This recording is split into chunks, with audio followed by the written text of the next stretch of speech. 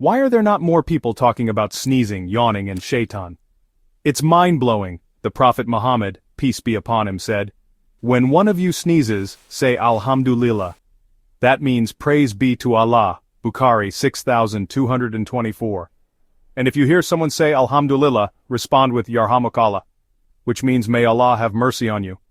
But yawning's got a story too. The Prophet, peace be upon him, disliked loud yawning. Why? Because it said that covering your mouth prevents Shaytan from entering. Bukhari 3289. So next time you yawn, cover up and stay mindful. Who knew yawning had a connection with Shaytan?